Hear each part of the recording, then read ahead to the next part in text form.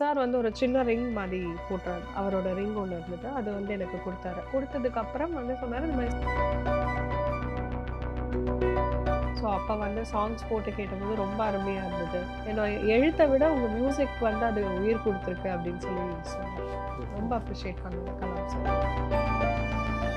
On ஸ்டேஜ்ல தான் எல்லா சாங்குமே நாங்க முடிவு பண்ணி முதல்ல வாசிப்போம். ப்ரிப்பரேஷனே கிடையாது. கிடையவே கிடையாது. எதுவுமே கிடையாது.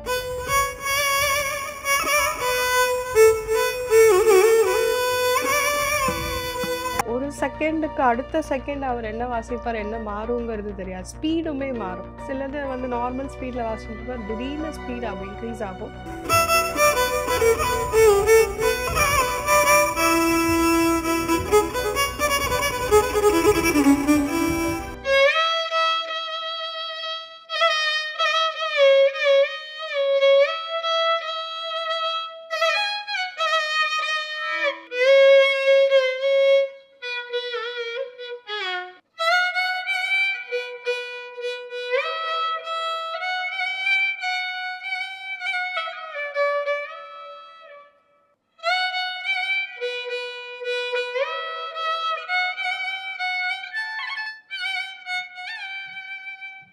வணக்கம் வாவ் தமிழா நண்பர்களே. வயலின் வித்தகர் அந்த மகா வித்வான் குன்னக்குடி வைத்தியநாதன் அவர்களை மறக்க முடியுமா? மிகப்பெரிய புகழையும் பெயரையும் ஈட்டியவர். அவருடைய முதன்மையான சிஷ்யை மயிலை பாலாம்பாள். அவரது ரசிகர்களால் குன்னக்குடி பாலா என்று அழைக்கப்படும் பாலாவைத்தான் நாம் இன்று சந்திக்க போகிறோம். வணக்கம்மா. வணக்கம் சார். நல்லா இருக்கீங்களா? ரொம்ப நல்லா இருக்கேன். நீங்க எப்படி இருக்கீங்க? நல்லா இருக்கேன். உங்களை நான் ரொம்ப சின்ன வயசில் குன்னக்குடி சாருடைய ராக ஆராய்ச்சி மையத்தில் மற்ற குழந்தைகளோட பார்த்ததெல்லாம் நினைவு இருக்கு. எனக்கு மறக்க முடியல. அப்பயே ரொம்ப ப்ரில்லியண்ட்டாக வாசிப்பீங்க. சார் சொன்னதை கற்பூரமாக புரிஞ்சுட்டு வாசிப்பீங்க. சரி, நம்ம பேட்டி ஆரம்பிக்கிறதுக்கு முன்னாடி ஒரு மெட்லி ஒன்று அழகாக பண்ணிவிடுமா அவருடைய ஸ்டைலில்? கண்டிப்பா. எல்லாமே ரஹ்மான் சாங்கை வச்சுக்கலாமா? கண்டிப்பா சார். ஆரம்பிக்கலாம்.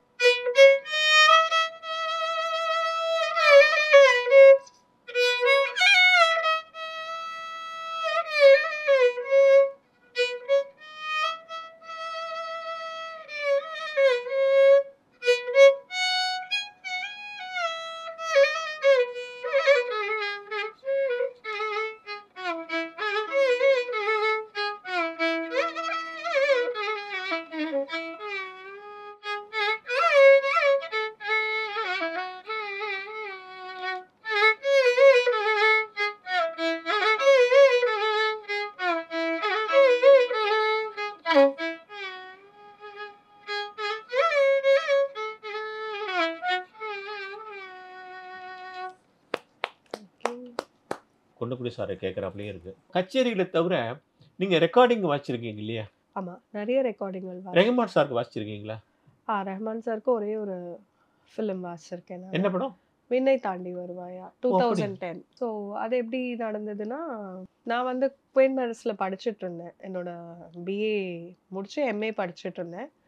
ஸோ அப்போ வந்து சார் வந்து ஒரு கல்ச்சுரல்ஸ்க்கு வந்திருந்தார். ஸோ அப்போ வந்தபோது நாங்கள் அங்கே குரூப்பாக நாங்கள் ஒரு மியூசிக் பேண்ட் இருக்கு அங்கே வாசிச்சுட்டு இருந்தோம் ம் நாங்கள். ஸோ அப்போ வாசிக்கும் போது சார் வந்து நோட் பண்ணாரா என்னன்னு தெரியல. அது வந்து நிஜமாவே அது ஒரு இன்னமுமே எனக்கு ஒரு ஆச்சரியமான விஷயம். அத வாசிச்சு முடிச்சோனே சார் வந்து கேட்டாங்க. இந்த மாதிரி யார் இது? அப்படின்னு சொல்லி கேட்டாரு. என்னோட ஹெச்ஓடி வந்து என்ன கூட்டிட்டு வந்து இன்ட்ரோடியூஸ் பண்ணாங்க. இந்த மாதிரி குன்னக்குடி வைத்தியநாதன் சாரோட சிஷ்யை இவங்க அப்படின்னு சொல்லிட்டு சொன்னபோது, சார் சொன்னாரு, "நீங்க ரொம்ப நல்லா வாசிச்சீங்க அந்த ஷோல" அப்படின்னு சொல்லிட்டு, சார் வந்து ஒரு சின்ன ரிங் மாதிரி போட்டாரு. அவரோட ரிங் ஒண்ணு இருந்தது. அது வந்து எனக்கு குடுத்தாரு அந்த ரிங்க. குடுத்ததுக்கு அப்புறம் வந்து சொன்னாரு, "இந்த மாதிரி ஸ்டுடியோல வந்து பாருங்க என்ன" அப்படின்னு சொல்லிட்டு நம்பர் குடுத்தாரு. எல்லாரும் மோதிர கையில குட்டு போடுவாங்க. நீங்க மோதிரமே வாங்கிட்டீங்க. ஸோ பிளெஸ்ஸிங் அது கண்டிப்பாவே. ஆ. ஸோ ஸ்டுடியோ போய் பார்த்தோம் நாங்க. போய் ம். பார்த்துட்டு வந்து வா வாசிக்க கூப்பிட்டார். ஸோ அப்போ வந்து ரிலீஸ் ஆன படம் தான் விண்ணை தாண்டி வருவாயா. அதில வந்து ஒரு சாங்க்கு வந்து பிஜிஎம் ஸ்கோர் வந்து வாசிச்சிருந்தேன் நானு. எந்த சாங் ஞாபகம் இருக்கா? ஆரோமலைன்னு சொல்லிட்டு ஒரு சாங். அரோமலே ஆ. மேல் சாயில போகும். ஆமா, ஆமா. ஸோ ம். அந்த சாங்ல வந்து நடுவுல ஒரு வயலின் பீஸ் வரும். ஸோ அதோட நெறைய வயலினிஸ்ட் அவங்களோட சேர்ந்து ஒரு நீங்களும் பீஸ் வாசிச்சீங்க. வாசிச்சோம். அந்த பிளான் எப்படி சொல்லித் தர்றாரு உங்களுக்கு அவரு? அவர் நோட்ஸ் குடுத்துருவாரு. ஆக்சுவலா எனக்கு வந்து இளையராஜா நோட்ஸ் எழுதுறாரா? அது மாரி அவரும் நோட்ஸ் நோட்ஸ் குடுத்துறாரா? குடுத்துருவாரு. அது அவரே எழுதுறாரா? நோட்ஸ் வந்து சொல்லுவாரு. நம்ம சம்டைம்ஸ் எழுதிப்போம். இல்லன்னா அவரே கூட எழுதி குடுத்துருவாரு. நான் வந்து எனக்கு கர்நாடிக்ல நான் எழுதிப்பேன் எப்போதுமே நோட்ஸ் எனக்கு. சரி. ஸோ அது கம்ஃபர்டபுளா இருக்கனால கர்நாடிக்ல நோட்ஸ் எழுதி, நான் அத ம். வந்து வாசிச்சு காமிச்சோனே, அவர் ரொம்ப திருப்தி ஆயிட்டாரு. ம். ஜஸ்ட் கொஞ்சம் கொஞ்சம் கரெக்ஷன்ஸ் மட்டும் சொன்னாரு. இப்படி வாசிக்கணும், இந்த மாதிரி போ பண்ணணும், இந்த மாதிரி பிளேயிங் பண்ணணும் அப்படின்னு சொல்லி குடுத்தோனே, அது உடனே வாசிச்சேன். ஒரு 2, 3 டேக்ஸ்க்கு அப்புறம் வாசிச்சேன் நானு. ஸோ ம். அவர் ரொம்ப ஹாப்பி ஆயிட்டாரு. அதுக்கப்புறம் வந்து எங்க குரு ஏதோ ஒரு கச்சேரியில பார்த்தபோது கூப்பிட்டு சொன்னாரு. இந்த மாதிரி உங்க சிஷ்யை வந்து எனக்கு வாசிச்சாங்க. ரொம்ப நல்லா வாசிச்சாங்க அப்படின்னு சொல்லி சொன்னாரு. ஸோ ம். எங்க குருவுக்கும் ரொம்ப இதுவா இருந்தது அப்போ. மறக்க முடியாத அனுபவம் இல்லையா? ஆமா. அதுக்கப்புறம் ரஹ்மான் ஒண்ணும் கான்டாக்ட் இல்ல. அதுக்கப்புறம் வந்து கான்டாக்ட் இல்ல. பட் நெறைய ஜிங்கிள்ஸ்லாம் வாசிச்சுட்டு இருக்கேன் நான். வேற கம்போசர்ஸ்க்கு வேற வாசிச்சுட்டு கம்போஸ் இருக்கேன். வாசிச்சிருக்கீங்க இப்ப. ஆமா.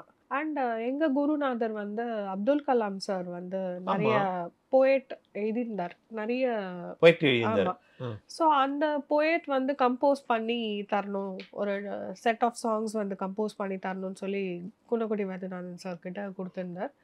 ஸோ அத கம்போஸ் பண்ணி அப்துல் கலாம் சாரோட போயட்ல வந்து சாரோட மியூசிக் எங்க குருவோட மியூசிக்ல ஒரு ஆல்பம் ஒண்ணு ரிலீஸ் ஆச்சு. அதுல நான் நெறைய சாங்ஸ் வாசிச்சிருக்கேன். ஸோ அந்த மாதிரி நெறைய ரெக்கார்டிங் அனுபவங்கள் அது நெறையவே எத்தன இருக்கு. சாங்ஸ்? அது அப்துல் ஒரு கலாமுடைய 10 சாங். to 12 சாங்ஸ் இருக்கும். ஃபுல்லா தமிழ் அ சமுதாயம், நாடு, தமிழ்நாடு அத பத்தி தான் ரிலேட்டடான 10 சாங்ஸ் சாங்ஸ். டிஃபரண்ட் டாபிக்ஸ்ல. ஆமா. டிஃபரண்ட் டாபிக்ஸ், டிஃபரண்ட் ராகம்ஸ். இவரு கலாம் உட்கார்ந்து கேட்டாரா?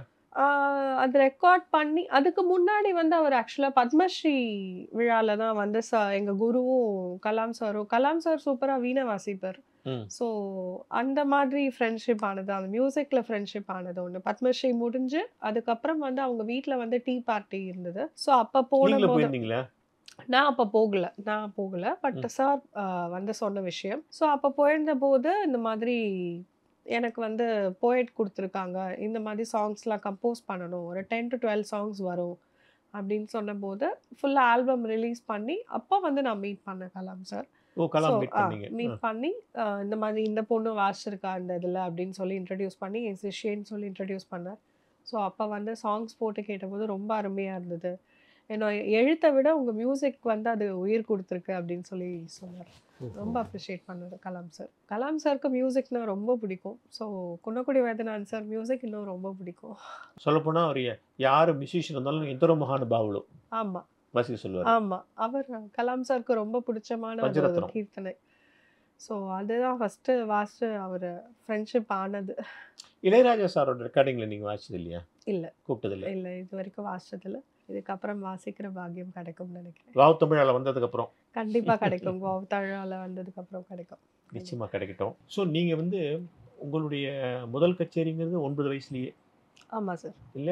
நீங்க தனியா வாசிச்சீங்க. ஆமா. 9 வயசுல. எங்க வாசிச்சீங்க?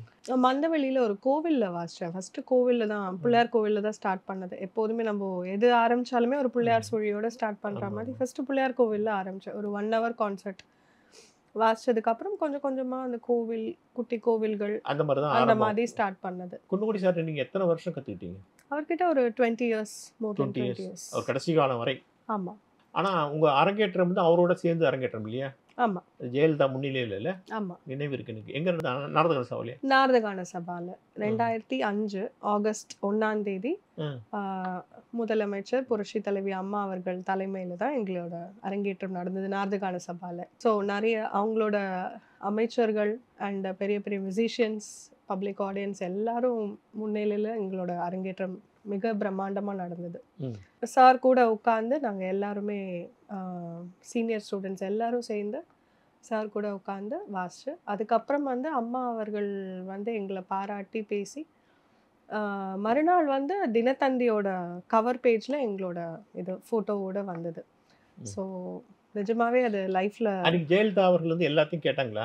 ஆமாம், எத்தனை வருஷம் கத்துன்னு இருக்காங்க, என்னென்ன பண்ணிட்டு இருக்காங்க, பசங்க படிக்கிறாங்க, என்ன பண்ணுறாங்க, எப்படி ப்ராக்டிஸ் பண்ணுறாங்க, ஸ்கூல்லையும் மியூசிக்கையும் எப்படி ஹேண்டில் பண்ணுறாங்க, அண்ட் இங்கே அரங்கேற்றம் நடக்கிறதுக்கு முன்னாடி எப்படிலாம் ரிஹர்சல்ஸ் நடந்தது, ப்ராக்டிஸ், அது எல்லாமே கேட்டு தெரிஞ்சுனாங்க எங்கள் குரு கிட்ட. அதுக்கப்புறம் வாசிச்சதுக்கு அப்புறமும் மேடம் வந்து ரொம்ப பாராட்டினாங்க. ஏன்னா சின்ன பிஞ்சு விரல்ல இந்த அளவு வந்து வாசிக்கிறீங்க அப்படிங்கிற அந்த ஒரு சந்தோஷம் அவங்களுக்கு உண்மையிலேயே இருந்தது. ரொம்ப அப்ரிஷியேட் பண்ணாங்க மேடம். ஸோ நிஜமாவே இட்ஸ் சொல்லப்போனா ஜெயலலிதாவே குன்னக்குடி சார்ட்ட தான் கத்துக்கிட்டாங்க ஆமா, இல்லையா? ஆமா. அவங்க இளமை காலங்கள்ல எங்க மியூசிக் கத்துக்கிட்டாங்க. குரு கிட்ட ஆமா மியூசிக், வோக்கல் கத்துண்டாங்க. அதுக்கப்புறம் வந்து அது அந்த இதுல வந்து நாங்களும் வந்து கத்துக்கிறதுனால உண்மையிலேயே ரொம்ப ஜெயலலிதா ஃபுல்லா கேட்டாங்களா அந்த பாட்டெல்லாம்? ஸ்டார்ட் பண்ண ஆரம்பிச்சு அதுக்கு 6 மணினா 5:45க்கே வந்துட்டாங்க மேடம். முடியும் போது 9:30 மணி இருக்கும். அது வரைக்கும் ஃபுல் கச்சேரி இருந்து கேட்டுட்டு பாராட்டிட்டு தான் போனாங்க. அவங்களோட ஃபேவரட் சாங்ஸ் எல்லாம் வாசிச்சீங்களா?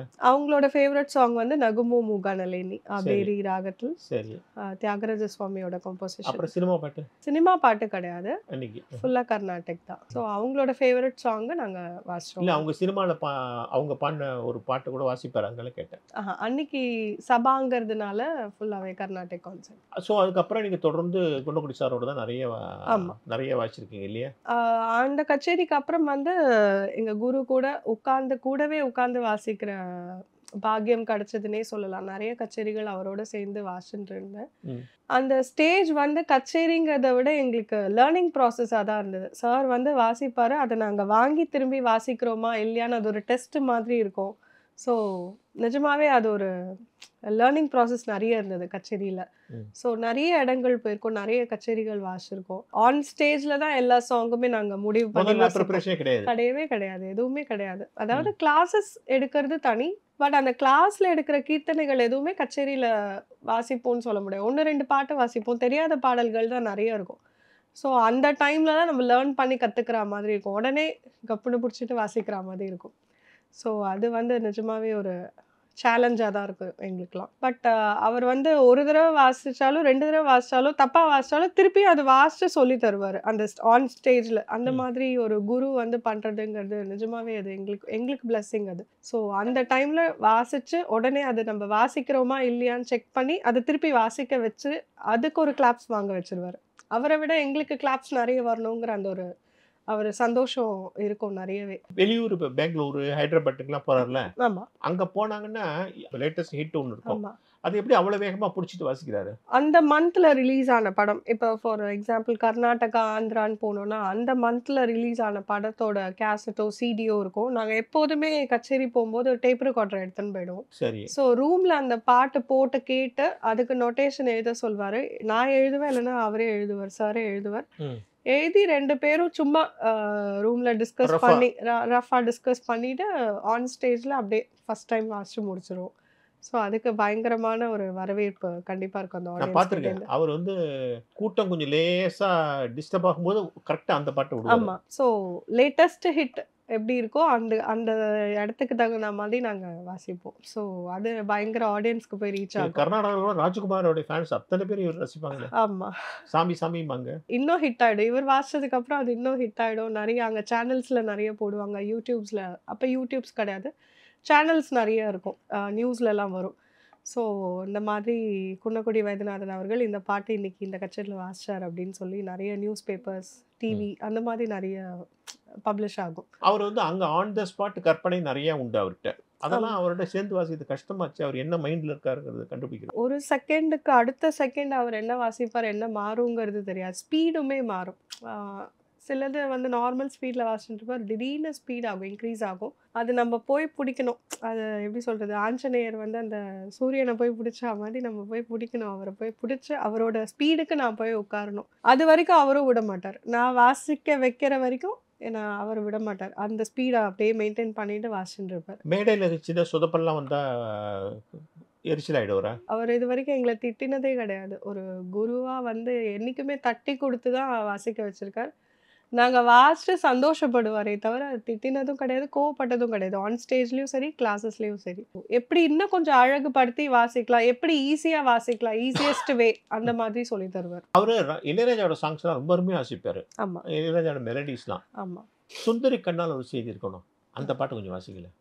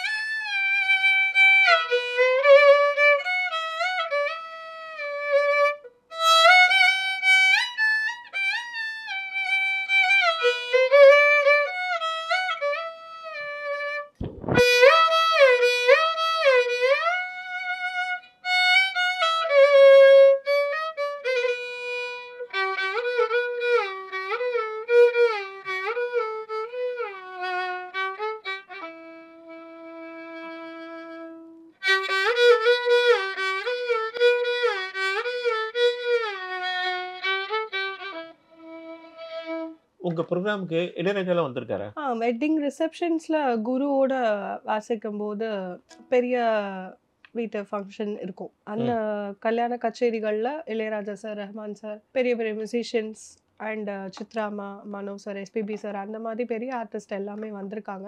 வந்து சார் வாசிக்கும்போது, அவங்க வரும்போது அவங்களுக்கு ஏத்த மாதிரி ஒரு ஆமா. பாடல்கள் உடனே வாசிப்பார். அவங்க இது வாசிப்பாங்க இல்ல? அவங்க ஆமா. கம்போசிஷன். அவங்க ரெக்வெஸ்ட் கேட்பாங்க. இல்லனாலுமே சாரே வாசிப்பாரு. வாசிப்பார். ஸோ வந்து பாராட்டிட்டும் போயிருக்கார் நெறைய கச்சேரி. யாரு? இளையராஜா சார் வந்து சாரோட வாசிக்கும்போது, "யார் இந்த குழந்தை?" அப்ப சின்ன வயசு. ஸோ "யார் இந்த குழந்தை?" அப்படின்னு கேட்கும்போது, "என்னோட சிஷ்யை தான் அவ. என்னோட பொண்ணு மாதிரி" அப்படின்னு சொல்லி இன்ட்ரோடியூஸ் பண்ணுவார். ஸோ அப்ப நாங்க 2 பேர் சேர்ந்து சாரோட பாட்டு அந்த மாரிலாம் வாசிக்கும்போது அப்ரிஷியேட் பண்ணுவாரு. சாரும் எங்க குருவும் அப்ரிஷியேட் பண்ணுவார். இளையராஜா சார் அந்த மாரி அப்ரிஷியேஷன் நெறைய வந்திருக்கு. ரெஹ்மான் கேட்டிருக்காரு இல்லையா?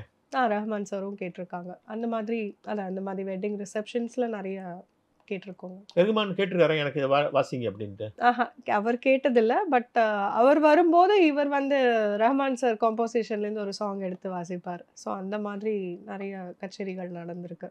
ரெஹ்மான் சாங்கோட இது அந்த அமைப்பு பார்த்தீங்கன்னா, அந்த பாட்டோட அமைப்பே பார்த்தீங்கன்னா, பல்லவி, அனுபல்லவி, சரணம். சினிமால முதல் சரணம், 2வது சரணம் சொல்லுவாங்க. இந்த ஃபார்மேட்ல அவரு உடைச்சிருப்பாரு அவரு.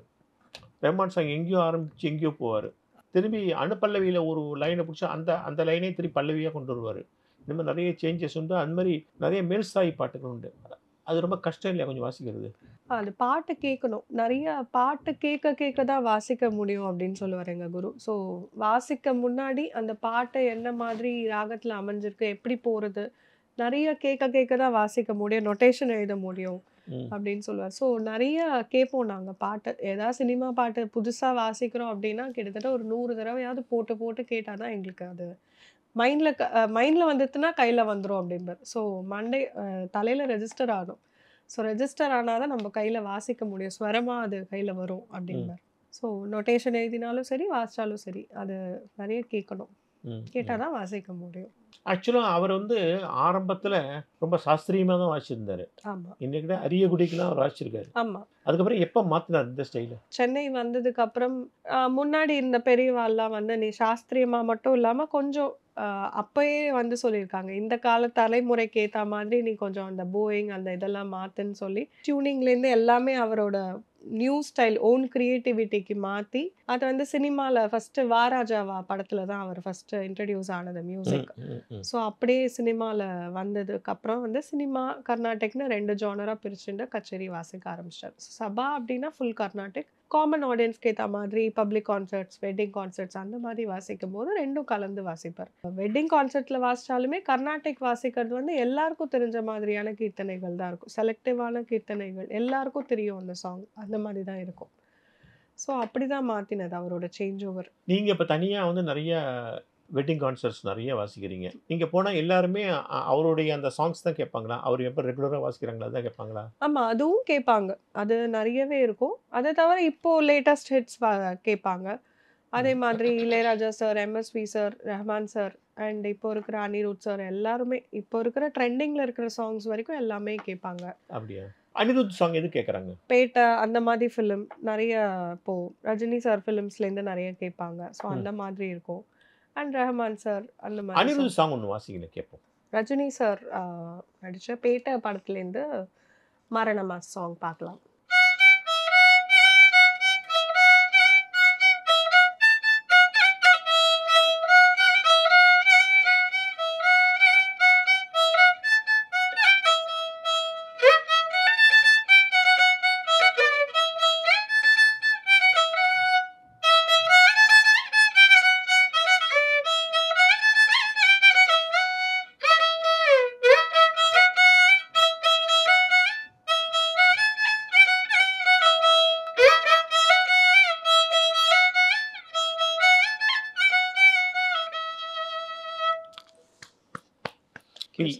இப்போ உள்ள கம்போசர்ஸ் வாசிக்கும்போது இது ரொம்ப லவுடா இருக்கு எல்லா பாட்டுமே. இந்த பல பாட்டுகள் வந்து ஒரு ஒரு ஒரு சரியான அமைப்பிலே இல்ல பல பாட்டுகள். இதெல்லாம் எப்படி மேனேஜ் பண்றீங்க? ஏன்னா இது வாசிக்க சொல்லுவாங்க பசங்க. இப்போ இருக்கிற சாங்ஸ் வந்து சிலது வந்து பல்லவி ஏன்னா ஒரு இப்ப ரேஞ்ச். இந்த பாட்டுலாம் வயலினுக்கு சூட் ஆகாது சிலதெல்லாம். ஆமா. சோ அப்போ என்ன ஆகும்னா பல்லவி ஒரு ரேஞ்ச், சரணம் 1 சரணம் 2 ஒரு ரேஞ்ச்ல இருக்கும். சிலது ஒரே மாதிரி இருக்கும். ஸோ அந்த மாதிரி இருக்கும்போது நாங்க கேட்கணும். கேட்டா தான் அது வந்து கொஞ்சம் ரெஜிஸ்டர் ஆகும் எங்களுக்கு. ரெஜிஸ்டர் ஆகி கேட்டு அதுக்கப்புறம் நொட்டேஷன் எடுத்து வாசிக்கும்போது சிலது சூட் ஆகும் இன்ஸ்ட்ருமெண்ட்டுக்கு, சிலது சூட் ஆகாது. பட் ஆடியன்ஸ்க்காக நாங்க அத வந்து ப்ளே பண்ணுவோம் நாங்க. ஸோ அந்த டைம் ஆடியன்ஸ் அந்த ஹிட் சாங் வந்து அந்த டைம்க்கு ட்ரெண்டிங்கா இருக்கிற சாங் நாங்க ப்ளே பண்ணுவோம்.